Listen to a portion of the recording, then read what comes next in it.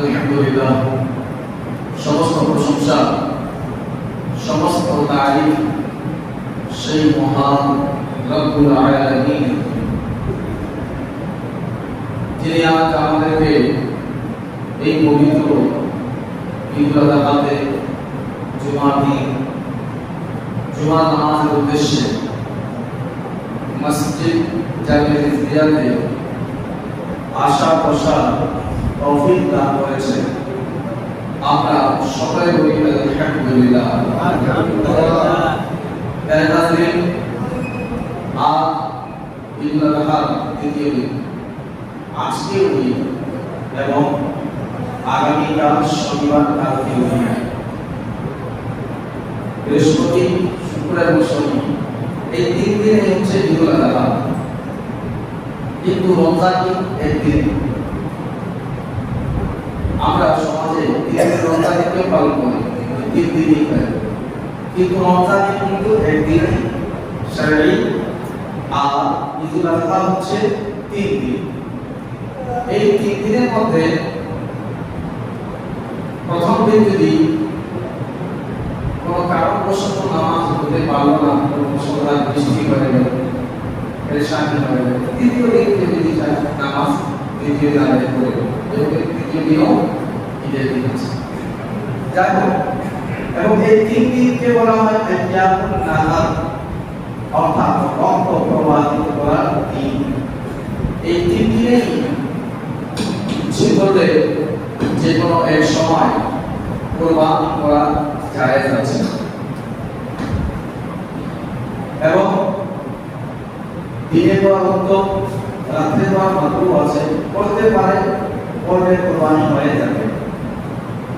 কুরবানি আমরা গতকালকে করেছি, আজকে অনেকে করেছে এবং আগামী কালকেও অনেকে করবে। যত 3 দিন ঈদের আছে, ঈদের মধ্যে যে কোনো দিন আমরা করলে মাকসাদ এই যে কুরবানি হলো, এর উপর আলোচনা অনেক হলো। কুরবানির প্রেক্ষাপট, ইতিহাস, শুরু কোথায় থেকে আমরা সব কিছু শুনলাম। আদম আলাইহিস সালামের 2 সন্তান হাবিল এবং কাবিল থেকে কুরবানি শুরু হলো, অর্থাৎ আদম আলাইহিস সালামের জামানা থেকে কিন্তু কুরবানি শুরু। আর এই কুরবানি থেমে থাকেনি, প্রত্যেকটি যুগে যুগে কুরবানি আলাদা আলাদা নিয়মে হয়েছে। এক যুগে মনে ছিল যে লোকেরা কুরবানি কি করত, তাদের ফসলকে ভালো করার জন্য অবিবাহিত মেয়েদেরকে কুরবানি করত। তাদের মাকসাদ ছিল যে তাদেরকে যদি জবাই করে দিয়ে কুরবানি করে দেব, আমাদের ফসল ভালো হবে।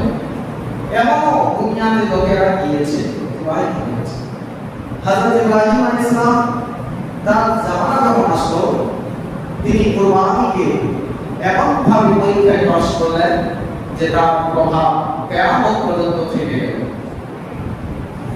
এবং কিয়ামত পর্যন্ত রাসূলুল্লাহ সাল্লাল্লাহু আলাইহি ওয়াসাল্লাম সাহাবায়ে কেরাম যখন জিজ্ঞাসা করলেন কুরবানি কি, তখন তিনি বললেন সুন্নাত হাবিব ইব্রাহিম, এটা তোমাদের পিতা ইব্রাহিম আলাইহিস সালামের সুন্নাত আছে। দেখা গেছে তিনি এই কুরবানিকে একেবারে উচ্চ মাকামে পৌঁছে দিলেন। আর কুরবানি করার মাকসাদ, উদ্দেশ্য এটাই হতে হবে, আল্লাহ রাব্বুল আলামিন কুরআনুল কারীম ফুরকানুল মাজিদের মধ্যে ইরশাদ করেছেন, কুল হে হাবিব আপনি বলে দিন, অর্থাৎ নবী সাল্লাল্লাহু আলাইহি ওয়াসাল্লামের কথা আমাদের জন্য আছে। আল্লাহ ডাইরেক্ট বলেননি বান্দাদেরকে, বলেন হাবিব আপনি আমার বান্দাদেরকে বলে দিন। কি বলে দিন? ইন্না সালাতি, নিশ্চয় আমার নামাজ, আমার সালাত, ওয়া নুসুকি, এবং আমার কুরবানি, নুসুক মানে কুরবানি, ইন্না সালাতি ওয়া নুসুকি ওয়া মাহইয়ায়া, এবং আমার হায়াত, আমি যে জীবিত আছি, ওয়া মামাতি, এবং আমার মৃত্যু, অর্থাৎ এই দুনিয়াতে আসা থাকা এবং এই দুনিয়া থেকে বিদায় নেওয়া, সেজন্য লিল্লাহি রাব্বিল আলামিন, সবটুকু আল্লাহ রাব্বুল আলামিনের জন্য। সুবহানাল্লাহ। দেখেন আপনারা, তো নামাজ, কুরবানি জীবন মরণ সব কার জন্য থাকতে হবে? বলুন না আল্লাহর জন্য। তার মধ্যে সামান্যটুকু যারা বড় যদি আমার জন্য যদি হয়ে যায় যে আমি কোরবানি করেছি, আমি তোমাকে দিব না, তো কি করতে পারবো? হতে পারে মানুষের চায় আমি ভুল পাঠ করে কথা বলতে পারি না, সিধা সাদা মানুষ আমি, আপনারা জানেন। আমি এই যে সোজা কথা বলি যে সবাই আরামভাবে বুঝতে পারে। আমি বলেছি আমি দিব না, আমার কোরবানি দেখা যাচ্ছে তো সামান্যটুকু আমি তো যদি চলে আসে এই কোরবানির মধ্যে, তো কোরআন কারীমের এই আয়াতকে সামনে রেখে আপনি বুঝতে পারবেন কোরবানি কবুল হবে না। আর দ্বিতীয় কথা, কোরবানি শুধু ফরজ ওয়াজিব না, কোরবানি কি ইবাদত আছে।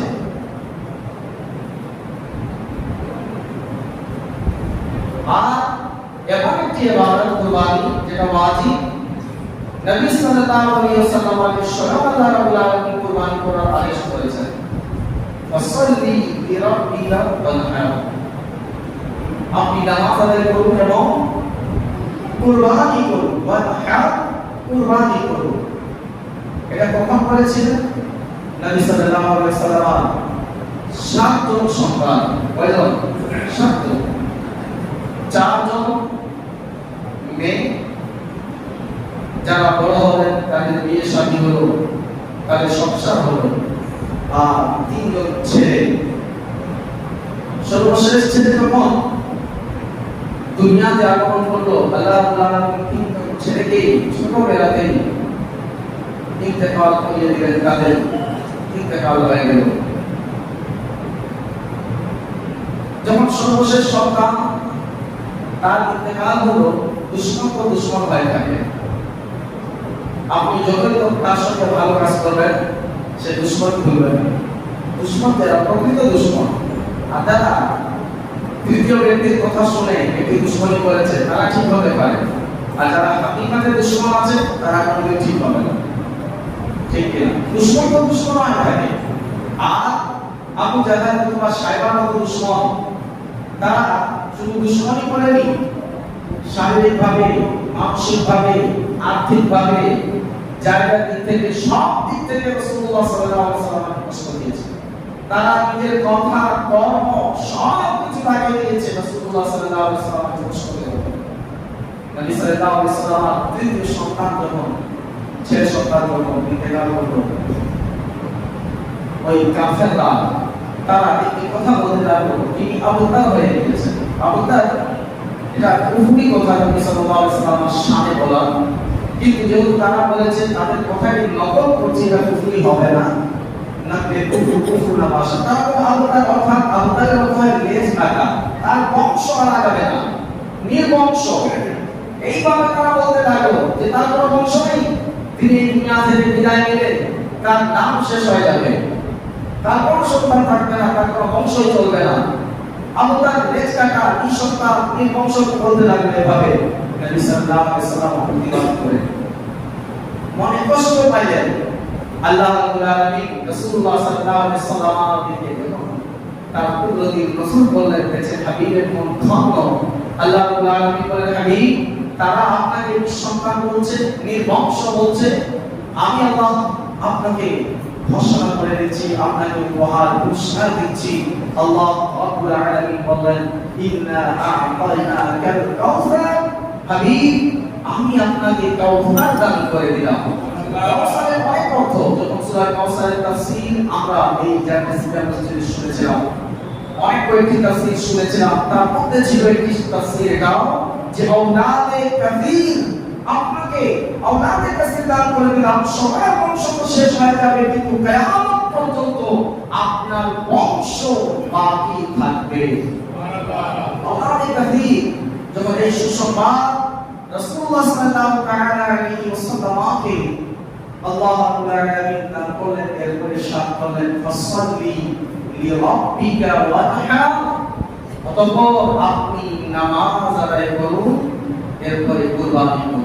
মানে হাজির দুটি আয়াত আমি দুই জায়গা থেকে তেলাওয়াত করব, সূরা কাউসার আর একটি ইন্না সালাতি ওয়া নুসুকি, এই আয়াতটি আমি তেলাওয়াত করেছি। এই দুটির মধ্যে যদি আমরা লক্ষ্য করি তো বোঝা যাবে আগে নামাজের কথা বলা হয়েছে। ইন্না সালাতি, নিশ্চয় আমার নামাজ, ওয়া নুসুকি, এবং আমার কুরবানি। আর সূরা কাউসারের মধ্যে কি আছে? ফাসাল্লি লিরাব্বিকা ওয়ানহার, আগে নামাজের কথা, এরপরে কুরবানির কথা। তো বোঝা যায় কুরবানি হচ্ছে ওয়াজিব আর নামাজ কি আছে? বলে বলুন না। আজ কুরবানির জন্য পুরো মাথা এদিক থেকে সেদিক মাথা কামাই আমরা। কুরবানি করতে হবে আগে থেকে। যারা নিম্ন মধ্যবিত্ত পরিবারের লোকেরা, তারা এক বছর আগে থেকে চিন্তা ভাবনা করে থাকে যে কুরবানি করতে হবে, আমাকে টাকা করে জোগাড় করতে হবে।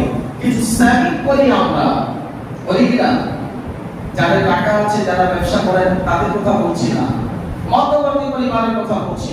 সেভিং কিছু আমরা করি যে না, আগের বছর কুরবানি করতে হবে, এই বছর আমি 60,000 টাকা দিয়ে গরু কিনেছি, আগামী বছর 70, 75, তারপরে লাখ, এইভাবে আমরা চিন্তা ভাবনা করি। এটা ভুল না, আমি তো বলছি না ভুল, কিন্তু চিন্তা রাখতে হবে আমাদেরকে। কিন্তু কুরবানির কথা বলে আল্লাহ আমি পরে বলেছেন, আগে বলেছে ইন্না সালাতি ফাসাল্লি, আগে নামাজের কথা। কুরবানি তো ওয়াজিব, আগে নামাজ আদায় করতে হবে। অথচ যদিও এই জায়গাতে সালাতের অর্থ ঈদের নামাজ আছে, কিন্তু ঈদের নামাজ পড়া আগে বুঝতে হবে, আগে আমাদেরকে নামাজ আদায় করতে হবে, আগে আমাদেরকে কুরবানি করার আগে আমাদেরকে নামাজি হতে হবে, ঠিক কিনা? আর যেভাবে আমরা এই কুরবানির মাস যখন চাঁদ উদয় হয়ে যায়, হাটে ভিড়, কারা ভিড় করে থাকে? কোন হিন্দু গোষ্ঠীরা? বলুন না। কোন বিধর্মীরা? কারা করে? মুসলমানরা। কেন? না ভাই, কুরবানির চাঁদ উঠেছে, কুরবানি করতে হবে, আমি কুরবানি করনা है, আমাকে কুরবানি করতে হবে, এই চিন্তাধারা আমাদের মাথায়। কিন্তু চিন্তা একবার করনা যেটা ওয়াজিব, তার জন্য আমরা 10 দিন আগে থেকে প্রিপারেশন নিচ্ছি, প্রতিশোধ নিচ্ছি, আমরা কিভাবে করব, কোথায় রাখবো, কাকে ধরতে হবে, কোন পোশাকে আনতে হবে, সব তার ব্যবস্থা করি। কিন্তু যেটা ফরজ আছে তার চিন্তা না মা বাবা নিজ সন্তানকে দিচ্ছে, না সন্তানরা নিজ মা বাবাকে কোনোদিন বোঝাচ্ছে। মানে হাজারি, যাই হোক, এই জায়গায় যে উদ্দেশ্য আছে ঈদের নামাজ। এক সাহাবী বলেন যে আমার মামা নামাজের আগে, ঈদের নামাজের আগে তিনি কুরবানি করে দিলেন। তিনি কুরবানির নিয়তে পশু এনেছিলেন। নবী সাল্লাল্লাহু আলাইহি ওয়াসাল্লাম যখন ঈদের নামাজে বক্তব্য দিলেন, খুতবা দিলেন যে নামাজ পড়ো, এরপরে কুরবানি করো। ওই সাহাবী দাঁড়িয়ে বলতে লাগলেন, ইয়া রাসূলুল্লাহ, আমি তো নামাজ পড়ার আগেই কুরবানি করে দিয়েছি, আমার কি হবে? নবী সাল্লাল্লাহু আলাইহি ওয়াসাল্লাম বলেন, সেটা তোমাদের জন্য শুধু মাংস আছে, হারাম হয়নি, শুধু মাংসটা, কুরবানি হয়নি। কুরবানি কখন হবে? ঈদের নামাজের পরে হবে। মানে হাজির, আর মাকসাদ কি হতে হবে আমাদেরকে? একমাত্র আল্লাহ রাব্বুল আলামিনকে রাজি ও খুশি করা। কেন? আল্লাহ যদি রাজি না হয়, তবে এই কুরবানি করে লাখ লাখ টাকা খরচ করে যদি কুরবানি করলাম, আল্লাহ যদি রাজি না হয়, আমার সব বেকার হয়ে যাবে। আর সেই আল্লাহ রাব্বুল আলামিন যেহেতু আমাদেরকে আদেশ দিয়েছেন, কুরবানি করার সময় আজ অনেক সময় অনেক ধরনের, যেহেতু আমিও এই সমাজে বাইরে না, আমিও কোনো জঙ্গলে থাকি না, এলাকার ভিতরে থাকি, অনেক ধরনের কথা কানে আসে। লোকেরা তার জামা, তার চেহারা দেখে কুরবানি যখন আমরা করবো অবশ্যই খুশি মনে করবো, ঠিক কিনা? ऐसे नहीं कि नहीं भाई करना था, मेरा पास बहुत जरूरी था, इसे कर दिए। अब छोटा मोटा आके तो लोग क्या कैसे बड़ा या बड़ा खर्चा हो गया ना, खुशी মনে করতে হবে। কেন? আল্লাহ এটাতে রাজি আছে। আল্লাহ রাব্বুল আলামিন যেই কাজে রাজি, সেই কাজ আমাকে করতে হবে। এটা নিয়ে মাওলানা রুম রাহমাতুল্লাহি তাআলা আলাইহি তিনি সুন্দর একটি ঘটনা লিখেছেন। তিনি বলেন, মাওলানা রুম রাহমাতুল্লাহি তাআলা আলাইহি এক মুরিদ ছিল। তিনি গ্রামের মুরিদ, দেহাতি মুরিদ ছিল। তিনি তার পীর সাহেবকে দেখা করার জন্য গেলেন তার দরবারে। আর আগের যুগের বুজুর্গরা তারা শেষ সময়ের দিকে কি করতেন? পোশাক অর্থাৎ দুনিয়া ত্যাগ করে দিতেন, একটি হুজরাতে বা একটি কক্ষতে তিনারা বসে থাকতেন, কারোর সঙ্গে সাক্ষাৎ নেই। একমাত্র আল্লাহ রাব্বুল আলামিনের ধ্যানে তারা থাকতেন। ইন্তেকালের 3 বছর 4 বছর 1 মাস এইভাবে করে হুজুরান দিনের আমল। এই দেহাতি মুরিদ ছিল, দেহাত থেকে গ্রাম থেকে সফর করে যখন আসলো সেই পীর সাহেবের কাছে যখন খবর আসলো, আর ওই মুরিদের নাম ছিল কায়েস। খবর আসলো, আল্লাহ তাআলা সব জানতে পারে।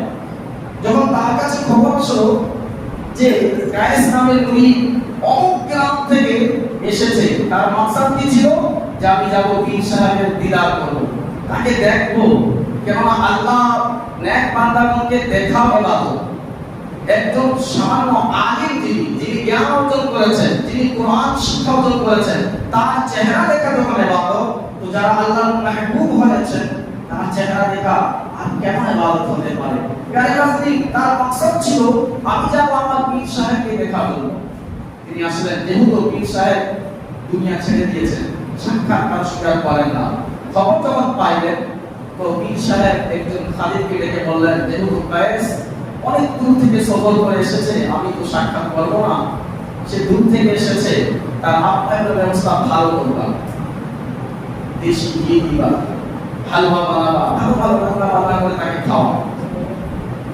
খালিদ কি করবো? সেইভাবে ভালোভাবে প্লেটে রান্না বান্না করে এক প্লেটে হালুয়া, এক প্লেটে আমি আমাদের যুগে হিসাবে বলি ভালো ভালো কাচ্চি, বিরিয়ানি ইত্যাদি এই ধরনের খাবার দিয়ে সাজিয়ে নিয়ে গেল। আওয়াজ দিল, কায়েস কে আছে? তিনি বলেন, আমি আছি কায়েস। গ্রামের ব্যক্তি একটু ফুটফুট করে জলদি বলল, আমি আছি কায়েস। তো আচ্ছা হুজুর আপনার জন্য এই খাবার পাঠিয়েছেন। সব খাবার যখন দেখলো, বাপরে বাপ, সুস্বাদু খাবার, গ্রামে এমন খাবার পাওয়া যায় না। এই সুস্বাদু খাবার দেখার পরে কায়েস বলতে লাগলেন, যাও পীর সাহেবকে বললাম ধন্যবাদ, তার শুকরিয়া, কিন্তু আমি খাবার খেতে আসি, আমি তো এসেছি তাকে দেখার জন্য, তার দিদারের জন্য এসেছি।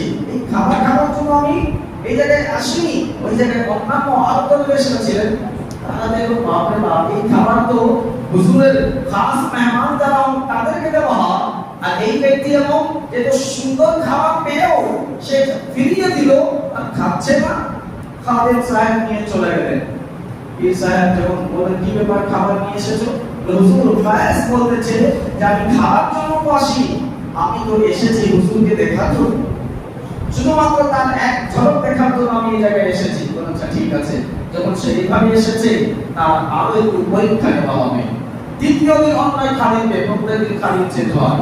দ্বিতীয় দিন অন্যায় খালিদকে ডাকলেন, বলে যাও কায়েসের জন্য এই খাবার নিয়ে যাও। আর ওই জায়গায় অনেক দরবেশ আছেন, বাপরে বাপ, যেহেতু এখানে এসেছে দেখি আজ কি হবে, সে খাবে না, আমরা পক্ষে খেতে পারবো তো? আজকে যখন নিয়ে আসলো, আজকে সেম কথা, আমি তো খাওয়ার জন্য আসিনি, আমি তো এসেছি হুজুরকে দেখার জন্য, আজকে খাবার দিল। ঠিক আছে। আগামীকাল তৃতীয় দিন যখন আবার পীর সাহেব অন্যায় খাদিমকে নিয়ে গেলেন, বলেন যাও খাবারটা দিয়ে আসো। আর এইদিকে আগে দরবেশ আছে, 2 দিন খাবার আসলো, সে কিছু খাইলে তার জন্য এসেছে, আমরা কিছু ভাগ পাই না। হিসাব তো তোমার খাবে, বারবার কিন্তু চাকরি না, এই মামলা হয়। ঠিক আছে না? আপনি দেখবেন মেহমানদারিতে যাবে, বিসমিল্লাহ कीजिए, बिस्मिल्लाह कीजिए, जो ज्यादा बोलता है बिस्मिल्लाह कीजिए, भूख ज्यादा उसी को लगी होती है। मतलब आप शुरू कीजिए, खत्म करने की जिम्मेदारी मेरी, ঠিক কি না? শুধু আপনি করেন, তারপর কিভাবে শেষ করবেন এটা আমি জানি, এটা আমাদের স্বভাব মানুষদের। বেলাজাসিন তো তৃতীয় দিন যখন আবার খাদেম আসার আগে খাওয়া হওয়ার সময় এক দরবেশ এসে বলতে লাগলো, কায়েস তুমি খাবার খাচ্ছ না, দেখো তুমি যে জায়গায় বসেছো এই জায়গাটি হচ্ছে আমার, তুমি যাও ওই পিলারের কাছে গিয়ে বসে যাও। আর এই দরবেশ যে ছিল ওই কায়েসের মতো পাগড়ি বেঁধে নিল, তার মধ্যে তারই মতো লুঙ্গি পরিধান করে নিল এবং কায়েসকে পাঠিয়ে দিল একেবারে পিছে, আর নিজে কায়েসের মতো সাজিয়ে বসে গেল। যখন আজ খাদেম তৃতীয় দিন ওই খাবারটি নিয়ে আসলো, আসার পরে চিল্লাই বলল, কায়েস কে আছে যে অমুক গ্রাম থেকে এসেছে? সে তো দাঁড়িয়ে বলল, আপনি আছে কায়েস? বলল কি হয়েছে? হুজুর আপনার জন্য খাবার পাঠিয়েছে। মকসদ তো থাকে এই খাবার খাওয়া, খাবার দেখে সে যদি শুকিয়ে যাবে বলে রাখো, নিচে রাখো, যখন সব খুলে দেখলো বাপরে বাপ, দেশি হালুয়া, নানা ধরনের খাবার আছে, সব খাবার খাওয়ার পরে বলতে লাগলো, যা হুজুর কিবলাকে বলে দেবা শুকরিয়া। যখন আজ খাবার নিয়ে গেল পীর সাহেবের কাছে, যখন পীর সাহেব বলতে লাগলো, ব্যাপার কি, খাবার কে খেয়েছে? হুজুর ওই গ্রাম থেকে কায়েস এসেছে না, সে খাবার তোমরা খেয়ে নিয়েছে। হুজুর বলতে লাগলেন, আচ্ছা এমন ব্যাপার? তিনার বিশ্বাস হয়নি। আচ্ছা এক কাজ করো, আগামী কালকে আবার তুমি যাবে, আজ যেহেতু একটু চেঞ্জ হবে না। দ্বিতীয় দিন, চতুর্থ দিন যখন আবার যখন খাবারটা রান্না হয়ে গেল, খাবার নিয়ে যাবে, তো বলে কাজ করো, খাবার যখন কায়েস খেয়ে নিবে তখন এই ছুরিটি তুমি নিয়ে যাও, যাই বলবা যে হুজুর কিবলা কায়েসকে বলেছেন তার শরীরের মাংস দিতে, হুজুর ওই মাংসের কাবাব খেতে চেয়েছেন। নিয়ে আসলো, আর ওই ছুরিটি পকেটের ভিতরে লুকিয়ে নিয়ে আসলো খাবার কায়েসকে, আর ওই ছোট্ট বেশে যেটা বেশ ছিল সেটা নিয়ে গেল। খাবার টাবার আরামভাবে খেয়ে নিয়ে যখন শুকরিয়া জানালো, থামেন আর কি কাজ আছে দেখি, ওই ছুরিটা বের করলো। বলে হুজুর কিবলা বলেছেন কায়েস যে আছে তার শরীরের মাংস হুজুর চেয়েছেন, কাবাব খাবার ইচ্ছা করেছেন। এই দিন তিনি দাঁড়িয়ে বলতে লাগলো যে রক্ত যে দিবে সেটা আমি না, সেই যে পিলারের কাছে বসে আছে ওই হচ্ছে আসল কায়েস, আমি তো এসেছি শুধুমাত্র খাবার জন্য। সে ভাবলো আমি তাকে দেখিয়ে দিব, সে উঠে পালিয়ে যাবে, কিন্তু এই খাদেম যেহেতু কায়েসের শরীরের মাংস আনতে বলা হয়েছিল, তার কাছে যে বলতে লাগলো, আপনি কি কায়েস? হ্যাঁ আমি হচ্ছে কায়েস। বলে হুজুর কিবলা বলেছেন আপনার শরীরের মাংস নিয়ে আসলে তিনি কাবাব খাবেন। এই কায়েস উঠে একেবারে খুশিতে মাতাল হতে লাগলো, জোরে জোরে হাসতে লাগলো, কখনো কাঁদছে, শুকরিয়া জানাচ্ছে।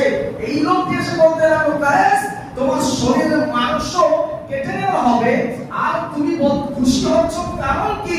বলে তুমি বুঝবে না এটা, আমি যাকে ভালোবাসি তিনি কিছু আজকে চেয়েছেন আমার থেকে, এটা আমার চেয়ে বেশি আর কি খুশির কথা হতে পারে?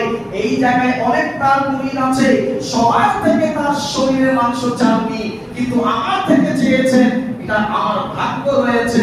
বলতে গেলাম, খাদেম তুমি হুজুর কিবলাকে জিজ্ঞাসা করে আসো আমার শরীরের কোন অংশ থেকে তিনি মাংস চেয়েছেন, সেই জায়গার মাংস আমি হুজুর কিবলাকে দিতে রাজি আছি। গিয়ে হুজুর কিবলাকে সমস্ত খবর দিল। এখন ওই খাদেম একা ফিরে আসেনি, হুজুর কিবলার সঙ্গে তার সঙ্গে চলে আসলেন। পীর সাহেব যখন চলে আসলেন, আসার পরে শুধু দিদার দেননি, বরং তাকে পুষ্টিকর করে দিলেন। প্রিয় হাজরিন, যেমনি ভাবে আমরা যে কুরবানি করি, কুরবানি কখন ওয়াজিব হয়ে যায়? যখন আমাদের কাছে এমন মাল সম্পদ হয়ে যায় যা 5.5 ভরি রৌপ্য অথবা 7.5 তোলা স্বর্ণের পরিমাণ যদি হয়ে যায়, তখন কুরবানি ওয়াজিব। এই টাকা পয়সা কে দিয়েছেন? জোরে বলুন না, আল্লাহ দিয়েছেন আমাদেরকে। তো যেই মালিক, যেই খালিক, যেই রাজিক আমাদেরকে টাকা দিয়েছেন, সেই আল্লাহ রাব্বুল আলামিন যখন আমাদের থেকে কুরবানি চাচ্ছেন যে তোমরা কুরবান করো, তো আমাদেরকে হেসে হেসে অন্তর থেকে খুশি হয়ে এই কুরবানিগুলো করে দিতে হবে, তাহলেই আমরা কামিয়াব হবে। অন্যথায় আমরা যদি মন মালিন্য করে কুরবানি করলে মজবুরি হে কর রহে হ্যাঁ, তো প্যারে হাজিরিন, এটা কুরবানি হবে না। কুল ইন্না সলাতি ওয়া নুসুকি ওয়া মাহইয়ায়া ওয়া মামাতি লিল্লাহি রাব্বিল আলামিন, সব কিছু আল্লাহ রাব্বুল আলামিনের জন্য। কেননা এই যে মাংস হবে, মাংসগুলো আমরা খেয়ে শেষ করে দেব, ঠিক কি না?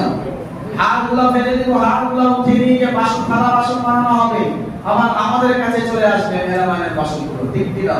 এই সব কিছু আমাদের কাছে চলে যাবে। এই চামড়াগুলো পরবর্তীতে আমরা সেটা ব্যবহার করব, তো আল্লাহ রাব্বুল আলামিনের কাছে কি যাবে?